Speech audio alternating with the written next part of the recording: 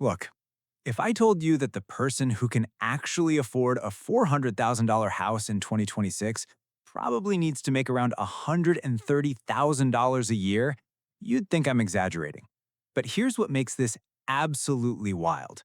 That same house, 5 years ago, someone making $85,000 could swing it pretty comfortably. And I'm not talking about living paycheck to paycheck. I'm talking about actually affording it the right way, the boring way, the way that doesn't leave you eating ramen in your beautiful new kitchen. Now, here's where it gets really interesting. Most people right now are looking at that 400K house thinking they can afford it because they got approved for the mortgage. And that's the problem. That's exactly the problem. Because getting approved and actually being able to afford something are two completely different things. And the gap between those two things has never been wider than it is right now. The math on this is brutal, like genuinely brutal. And most people don't run these numbers until they're already sitting in their new house wondering why they can't afford to do anything else anymore. So let me show you what's actually happening here. My name is Ricky, and I spend way too much time running mortgage calculations at 2 a.m. because I'm genuinely concerned about how many people are about to make the biggest financial mistake of their lives. If you're someone who's been house hunting and feeling like the numbers just don't add up anymore, or you're wondering why everyone says you can afford something that feels completely out of reach, make sure to hit that subscribe button. And look, if this video helps you dodge a financial bullet, give it a thumbs up so more people can see this before they sign something they're going to regret. Because what I'm about to walk you through isn't what the bank's going to tell you. It's what actually happens after you move in. Here's what's happening right now to so many people. You've been saving, maybe for a couple years. You've got $30,000 or $40,000 sitting in a high-yield savings account. You're tired of renting. You're tired of feeling like you're throwing money away every month. So you start looking at houses. You see something listed for $400,000. It's nice. It's not perfect, but it's nice. 3 bedrooms, updated kitchen, good neighborhood. You start imagining your life there. You call a lender. You fill out the pre-approval application, and then you get the call back. You're approved for $450,000, maybe even $500,000. You feel this rush of excitement, like, holy crap, I can actually do this. I can actually buy a house. But there's this little voice in the back of your head, this tiny whisper that says, can I really afford this though? And you ignore it because the bank just told you that you can. The bank literally just approved you for this amount. They wouldn't approve you if you couldn't afford it, right? Wrong. Here's the thing that nobody tells you until it's too late. The bank is not looking out for your financial well-being. The bank is looking at whether you can make the minimum monthly payment without defaulting. Those are not the same thing, not even close. So you buy the house. You move in. The first month feels amazing. You own a home. You made it. Then the second month hits, and you realize your entire paycheck is basically going to the mortgage, property taxes, insurance, and utilities. You can't go out to eat like you used to. That vacation you were planning? Not happening. Your car needs new tires, and you're sitting there doing mental math, trying to figure out if you can push it another few months. This is the reality for millions of people right now. They're not broke, they're house poor, and there's a massive difference. The house isn't making them wealthy, it's trapping them. And by the end of this video, I'm going to show you why the person who can afford a 400K house and the person who should buy a 400K house are making $50,000 different in income. The gap is insane. Okay, let's run the real numbers on a 400K house. Your bank shows you a payment of $2,350. Cool, but that's not real. Here's real. You're putting down 10%, which is $40,000. So you're financing $360,000. At a 6.8% interest rate, your principal and interest is $2,350 a month. But now add property taxes, plus $367. Add insurance, plus $125. Add PMI if you put down less than 20%, plus $200. Add utilities, because you're in a house now, not an apartment, plus $350. Add maintenance, and this is the one that kills people, plus $500. Your $2,350 payment, it's actually $3,900 every single month. And that maintenance number, people think I'm crazy when I say $500 a month. I'm not spending $500 a month. You're right, you won't. You'll spend zero for 6 months, then your AC dies in July and you drop $6,000 on a credit card because you weren't setting that money aside for home repairs. So now that $3,900 is $3,900 plus 22% interest on $6,000 because you didn't have an emergency fund for home repairs. This is the part that breaks people, the stuff you can't see on the mortgage calculator, the stuff the real estate agent doesn't mention during the open house, the foundation crack, the roof leak, the water heater that explodes at the worst possible time.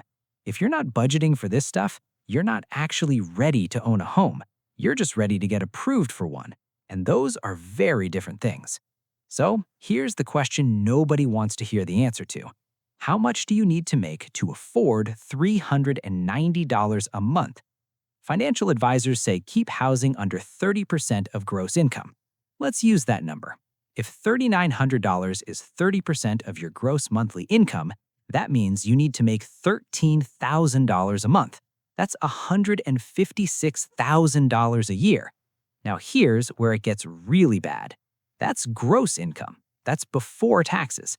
After federal taxes, state taxes, Social Security, Medicare, and health insurance, you're probably taking home about 70% of that, maybe 75% if you live in a state with no income tax.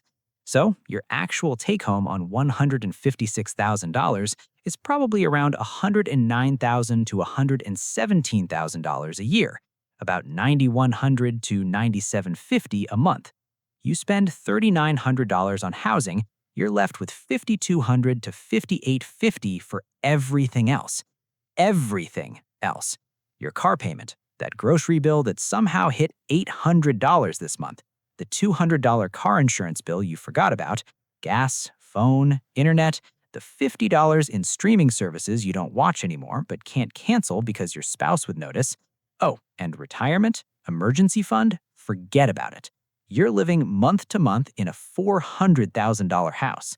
So, realistically, to actually afford a $400K house comfortably, you need to be clearing around $130,000 to $140,000 after taxes, which means you need to be grossing probably $180,000 to $200,000 depending on your state. Let me put this in perspective. The median household income in America right now is $75,000. Half of America can't afford a $400K house, not even close. But want to know what's really messed up? They're getting approved for it anyway. Because this is the part that should make you angry. This is the part where you realize the system isn't designed to help you build wealth. It's designed to extract as much money from you as possible. Let me show you exactly how they do it. Here's how the bank approves someone making $75K for a house they can't afford. They allow up to 43% of gross income for debt. That's $2,687 a month. Sounds reasonable until you realize most people have car payments, student loans, credit cards. After those, maybe $1,800 is left for the mortgage. The bank doesn't care that after all your debt payments, you have $1,500 for everything else in life. They care about one thing: will you default? Not will you thrive, not will you build wealth, will you make the minimum payment long enough that they profit? That's it. Because every single person in the transaction has an incentive to get you to spend as much as possible. Bigger loan, bigger commission, bigger profit. Nobody is incentivized to tell you to buy less house. Let me show you what this looks like in real life. Mike and Sarah, both 31 years old, combined income of $95,000. Not bad. They're doing better than most people their age. They got approved for $375,000. They found a house they loved for $360,000, under budget. They felt smart. They felt responsible. They put down 8%, about $29,000, kept a little bit for moving costs and immediate repairs. Monthly payment with taxes and insurance is $3,100. Utilities are another $300. Total housing cost is $3,400 a month. On $95,000 a year, they're taking home about $5,800 a month after taxes. After the house, they have $2,400 left. They have 2 car payments totaling $700. That leaves $1,700. $1,700 for gas, groceries, insurance, phone bills, internet, going out, saving, retirement, everything. They can't save. They're not building an emergency fund. They're definitely not maxing out their 401ks. They haven't taken a real vacation in 2 years. Sarah told me something that honestly broke my heart. She said, "We did everything right. We saved, we got approved, we bought the house, and now I cry looking at our bank account every month. One emergency and they're going into debt. One job loss and they're in serious trouble. That's not financial security. That's financial anxiety with a mortgage." Now let me show you the other side. James. He's 34, makes $125,000 a year. He got approved for $550,000, but he bought a house for $380,000. His payment is about $3,200 a month, including everything. He's taking home about $7,300 a month after taxes. After his house, he has $4,100 left over. He maxes out his Roth IRA every single year. That's $7,000. He's putting 10% into his 401k. That's another $12,500 a year. He's got a 6-month emergency fund fully funded. He goes on 2 vacations a year. He's not stressed. Same house price, basically. Completely different financial realities. The difference? Income, breathing room, margin. James could lose his job and be okay for 6 months. Mike and Sarah would be in panic mode after 1 month. James can take advantage of opportunities, start a business, switch careers, help his parents if they need it. Mike and Sarah are stuck. They can't risk anything because they need every single dollar. That's what buying at the top of your budget does to you. It doesn't just take your money, it takes your options. Let me tell you about someone I'll call Jennifer. She's 36, single, makes $110K, got approved for $475K, bought a house for $420K. On paper, she could afford it. The math worked. But here's what happened. Year 1, she's fine. Tight, but fine. Year 2, her company announces layoffs. She's not worried, she's good at her job. But then she gets a job offer. Different company, better role, better long-term prospects. But it's a $15K pay cut the first year. Old Jennifer, the one who rented and saved, would have taken it in a heartbeat. It's the right career move. New Jennifer, the one with the $3,600 a month mortgage, can't. The numbers don't work. She needs every dollar of that $110K. So she stays, in a job she's outgrown, at a company that's struggling, because she has no choice. 3 years later, half her department gets laid off, including her. The job she turned down? That person is now 2 levels above where Jennifer was. Jennifer's house didn't just cost her $420K. It cost her her career trajectory, her flexibility, her ability to make the right move at the right time. That's what I mean when I say buying too much house costs you more than money. It costs you options. And options are the most valuable thing you can have in your career. Let me show you what this looks like over 15 years. Because the real damage isn't what happens in year 1, it's what doesn't happen over a decade. You buy at the top of your budget. Year 1, you're excited. New house, new neighborhood. Yeah, you're stressed about money, but you're a homeowner. You made it. Year 5, you've missed 5 years of retirement contributions. If you're 30 years old, that's probably $50,000 that could have been invested. In 30 years, at average market returns, that $50,000 could have been worth $400,000. You traded $400,000 in retirement money for a slightly nicer kitchen today. Year 10, you're still in the same job. You can't afford to take a pay cut to switch careers. You've missed opportunities. You've stayed in situations that made you unhappy because you couldn't risk the income. You've watched your friends start businesses, travel, take chances. You couldn't do any of it. Year 15, you finally have some equity built up. Maybe you've paid down the principal a bit. You have something. But your friends who bought smaller houses, those friends have paid them off, or they've built up massive savings, or they've started businesses. They have auctions. You're still stuck making that mortgage payment. This is what I mean when I say the math is brutal. We're not just talking about monthly payments. We're talking about the entire trajectory of your financial life. Every dollar you overspend on housing is a dollar you can't invest, can't save, can't use to build actual wealth. And it compounds. Over years and decades, it compounds into a massive difference. Here's the number that should terrify you. A 30-year-old who buys too much house and can't save for retirement loses approximately $1.2 million in retirement wealth by age 65. Not $50K, not $100K, $1.2 million. That's what buying the wrong house costs you. Here's the part that really gets me. When you're house poor, you look successful. Nice house, new neighborhood, Instagram perfect kitchen, new furniture. Everyone thinks you're killing it. Meanwhile, you're one car repair away from credit card debt, one medical bill away from panic, one job loss away from catastrophe. That's not wealth. That's an expensive prison that you have to mow the lawn for. I know people who make $200,000 a year and feel broke because they bought too much house. I know people who make $80,000 a year and feel rich because they bought smart. The difference isn't income, it's wisdom. All right, so how do you actually figure out what you can afford? Let me give you my framework. This is what I actually use and recommend to people. Here's my rule, the 25-10-3 test. 25% of take-home pay maximum for housing, 10% minimum going to retirement, and a 3-month emergency fund maintained at all times. If the house prevents any of those 3 things, you can't afford it.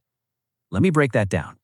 For a $400K house costing $3,900 a month, you need to take home at least $15,600 a month. That's the 25%. But you also need to be able to put 10% into retirement. On $15,600 take home, that's another $1,560 a month. And you need to maintain your emergency fund. So if something breaks, you're not going into debt. If you can do all 3 of those things, you can actually afford the house. If you can't, you're setting yourself up for financial stress. Now, most people can't hit those numbers for a $400K house, and that's okay.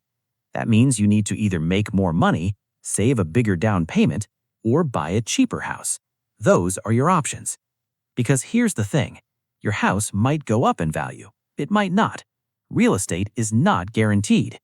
But your retirement accounts, over 30 years, those are pretty much guaranteed to grow if you invest consistently. So if you have to choose between buying a house and building wealth, choose building wealth every single time. The right house at the right time will come, but you can't get back the years you didn't invest. You can't get back the compound interest you missed out on. Time is the most valuable asset in wealth building, not real estate, not stocks, time. And when you buy too much house, you're trading time for granite countertops. You're trading your future financial security for an extra bedroom you don't really need. Don't do that. Please don't do that. Be the person who gets approved for way more than they spend. Be the person with margin. Be the person who keeps their options open. That's how you actually build wealth with real estate. So here's the bottom line. A $400K house costs $3,900 a month when you factor in everything. To afford that comfortably, you need the 25-10-3 numbers to work. That means clearing $130,000 to $140,000 after taxes. Most people can't, but they're getting approved anyway. Don't be that person. Buy below your means. Keep margin. Build wealth. Remember Mike and Sarah crying over their bank account. Remember Jennifer losing her career opportunity. Remember that 15-year timeline where small decisions compound into massive differences. Remember that $1.2 million you lose if you can't invest for retirement. Your house should add to your life, not consume it. Look, I know this isn't what you wanted to hear. Nobody watches a video like this hoping to find out they can't afford the house they've been dreaming about. But I'd rather you be disappointed now than financially destroyed later. If this video saved you from making a $400,000 mistake, hit that subscribe button. I make videos breaking down the money stuff that everyone else sugarcoats. Give this video a thumbs up so more people can see it before they make a decision they'll regret for the next 30 years. Drop a comment and let me know what you think. What's your situation? Are you dealing with this right now? I want to hear from you. And here's the thing I want you to remember. The person who can afford a $400K house isn't the person who gets approved for $400K. It's the person who gets approved for $550K and buys the $400K house anyway. That's the person with margin. That's the person with options. That's the person who actually wins. Be that person. Because 10 years from now, you're either going to look back and thank yourself for having discipline, or you're going to wonder why you're still stuck making that mortgage payment while everyone else moved on. Make good choices with your money. Future you is counting on it.